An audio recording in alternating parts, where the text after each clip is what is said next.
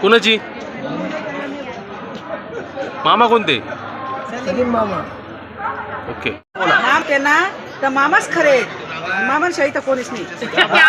ते सत्य बोलले आपणच येणार निवडून, आपणच येणार आहे. सलीम मामांचं इथं भरपूर म्हणजे चांगलं काम झालेलं आहे. म्हणजे त्यांचा खूप आधार आहे इथं, खूप आधार आहे. म्हणजे लहान मुलांपासून मोठ्या माणसांपर्यंत मदत, सगळ्यांना मदत सुखाला धावते, सुखाला खूप धावते. चल धन्यवाद ताई. नाशिक महानगरपालिका स्थानिक स्वराज्य संस्थेच्या निवडणुकीच्या पार्श्वभूमीवर प्रभाग क्रमांक 11 मधून अनुसूचित जाती अ गटातून मायाताई निवृत्ती शेठ काळे, ब गटातून रेणुका लहारे, क गटातून गीता संजय जाधव तसेच ड गटातून सलीम मामा शेख यांनी उमेदवारी अर्ज दाखल केल्यानंतर प्रचाराला वेग आला आहे. प्रचाराचा 5वा दिवस असताना प्रभागातील नागरिकांकडून त्यांना मोठ्या प्रमाणावर सकारात्मक प्रतिसाद मिळत असल्याचे चित्र दिसून येत आहे. प्रचारादरम्यान ठिकठिकाणी महिलांनी औक्षण करून उमेदवारांना विजयी भव असा आशीर्वाद दिला. यावेळी नागरिकांनी कोरोना काळातील अनुभव व्यक्त करत सांगितले की त्या कठीण काळात अनेक नगरसेवकांनी पाठ फिरवली होती, मात्र सलीम मामा शेख व त्यांच्या सहकाऱ्यांनी दवाखाना, सॅनिटायझर, मास्क, ऑक्सिजन, बेड, अन्नधान्याचे किट, खिचडी आदींच्या माध्यमातून अनेक महिने अहोरात्र नागरिकांची निरंतर सेवा केली. या सामाजिक कार्यामुळे नागरिकांनी स्पष्टपणे जाहीर केले की येणाऱ्या निवडणुकीत ते महाविकास आघाडीलाच मतदान करणार आहेत. यावेळी बोलताना सलीम मामा शेख यांनी सांगितले की आम्ही केवळ आश्वासनावर नव्हे तर विकासाच्या ठोस मुद्द्यांवर निवडणूक लढवत आहोत. प्रभाग क्रमांक 11 मध्ये केलेली कामे जनतेसमोर आहेत आणि जनता आमच्या पाठीशी खंबीरपणे उभी आहे. प्रबोधनगर या ठिकाणी आपण नेहमीच त्या ठिकाणी जात असतात आणि त्या प्रबोधनगरमधली ड्रेनेजची लाईन आणि अरुंद रस्ते हे आपण एकदा बघून या.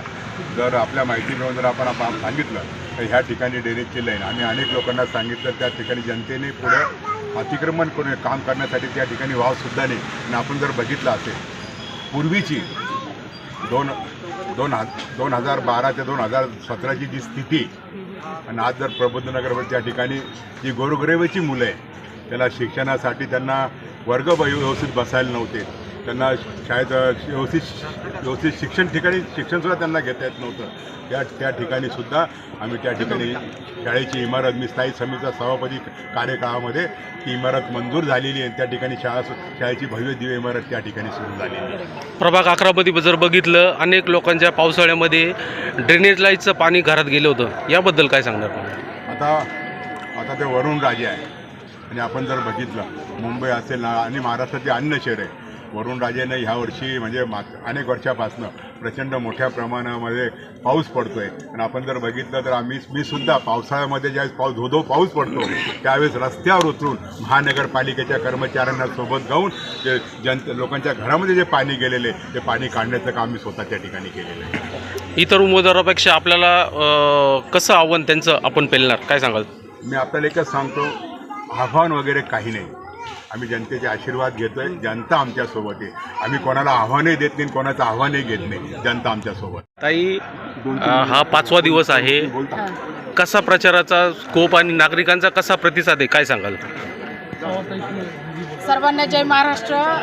आज महाविकास आघाडीचा प्रचाराचा 5वा दिवस आहे आणि सर्वत्र म्हणजे आम्ही जसं प्रचाराला पहिल्या दिवसापासून निघालो सर्वीकडे आमचं स्वागत होत आहे. सगळेजण आम्हाला आपुलकीने घरात बोलून औक्षण करत आहे आणि चारही उमेदवारांना अतिशय प्रेमाने आणि अतिशय आत्मनिर्भरपणे सांगतायत की नाही, आम्ही सगळी जनता तुमच्या पाठीशी आहे. तुम्हाला एक सांगण्याचं तात्पर्य असं आहे की बलाढ्य आहे, समोरचे जे पण आमच्या विरोधक आहे ते बलाढ्य आहे, धनधान्याने सगळ्या गोष्टींनी बलाढ्य आहे.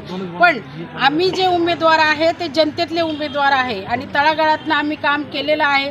त्याच्यामुळं सामान्य जनता आम्हाला स्वीकारायला तयार आहे आणि महाविकास आघाडी ही सामान्य जनतेपर्यंत घरोघरापर्यंत पोहोचली आहे, म्हणून लोक आम्हाला खूप चांगला प्रतिसाद देत आहेत. आपण जर कॉलनी परिसर बघितला चांगल्या प्रकारे काम झालेलं आहे, परंतु आपल्या परिसरामध्ये झोपडपट्टी हा मोठ्या प्रामुख्याने मोठा विषय आहे. त्या ठिकाणी आपण कसं आव्हान पेलणार, काय सांगाल? सर्वात प्रथम मी स्वतः पण त्या एरियामध्ये फिरले. तिथे घरकुल योजना राबवली गेली पाहिजे. म्हणजे तिथलं घराचं जे स्वरूप आहे, जी छोटी छोटी घरं आहे ते घरकुल योजनेमध्ये बदलली पाहिजे. तिथे स्वच्छताचं हे केलं पाहिजे, प्रयत्न केले पाहिजे. तिथे शौचालय मोठ्या प्रमाणात तयार झाली पाहिजे आणि या माध्यमातून त्या लोकांना सगळ्या सुखसुविधा या कंपल्सरी मिळाल्या पाहिजे. आणि आमचं संपूर्ण पॅनेल, गीताताई असो, सलीम मामा असो, लहारेताई असो किंवा मी स्वतः कुमारी माया निवृत्ती काळे असो, आम्ही आमच्या याच्याच करता उभं आहे की आम्हाला सगळ्या गरीब जनतेला आम्हाला आमच्या ज्या शासकीय सुविधा आहे त्या पुरवून प्रभागाचा विकास करायचा आहे. आपण जर प्रबुद्धनगर बघितलं, संतोषी माता नगर बघितलं, अजून पण तिथं जसा पाहिजे तसा विकास झाला नाही. काय सांगणार आपण? विकास झाला नाही म्हणजे पहिले जे निवडून दिले त्या लोकांनी त्या परिसरात जाणंसुद्धा पसंत केलं नाही.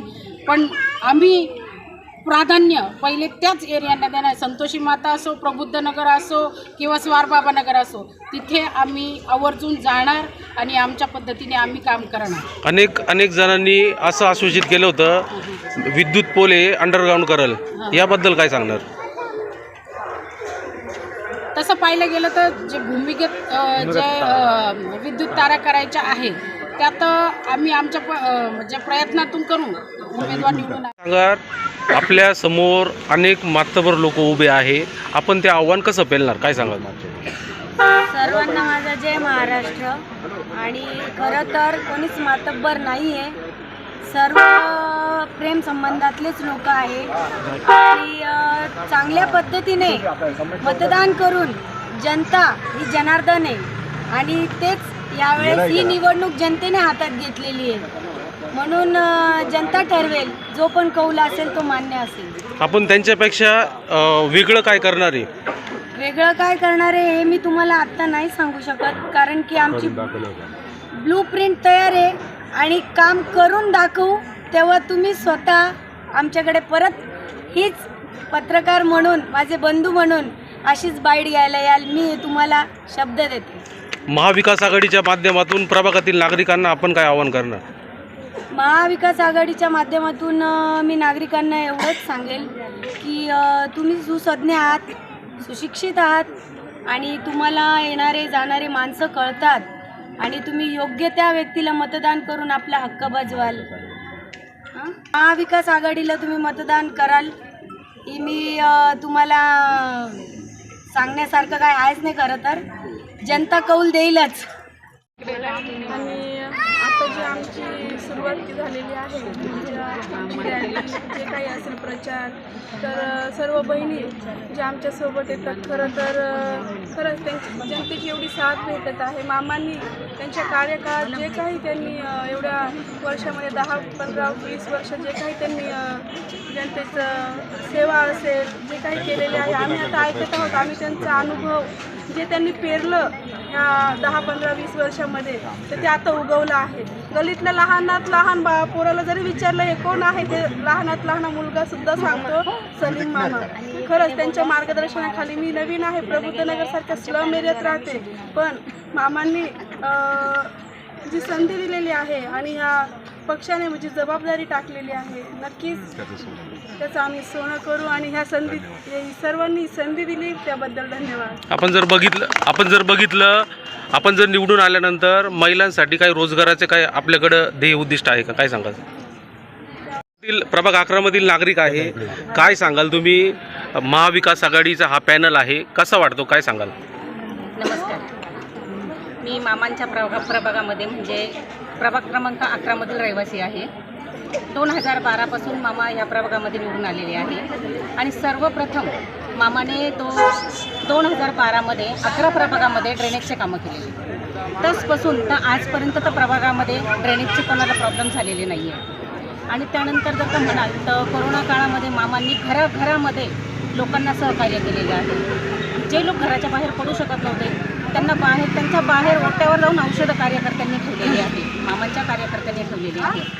त्याच्यामुळे मामाकडे उणीव दाखवण्यासारखं असं काहीच नाही आहे. आणि आता 3 दिवसापासून जर का आम्ही प्रभागामध्ये फिरतो आहे तर भरभरून प्रतिसाद लोकांचा मिळतो आहे. दर घराआड मामांचं औक्षण केलं जातं आहे, मामांच्या पुऱ्या टीमचं औक्षण केलं जातं आहे. मामांना सांगण्यात येतं का मामा फिरू नका, आम्ही तुमच्याच पाठीशी आहे. मग जर ही व्यक्ती जर का 2012 पासून तर आजपर्यंत प्रभाग 11 मध्ये जर का यांनी धडाडीनं कार्य केलेलं आहे, कोणी आजारी असो, कोणाचं घरी काही दुःखद निधन असो, कोणाचे लग्न समारंभ असो, कुठलाही कार्यक्रम असो, कुठलीही परिस्थिती असो, मामा जरी नसले, मामा हॉस्पिटल जरी असले तरी मामांच्या घरच्या व्यक्ती, मामांचे भाऊ म्हणा, पुतणे म्हणा, मामांच्या घरचे मेंबर तिथे येऊन उपस्थित राहतात.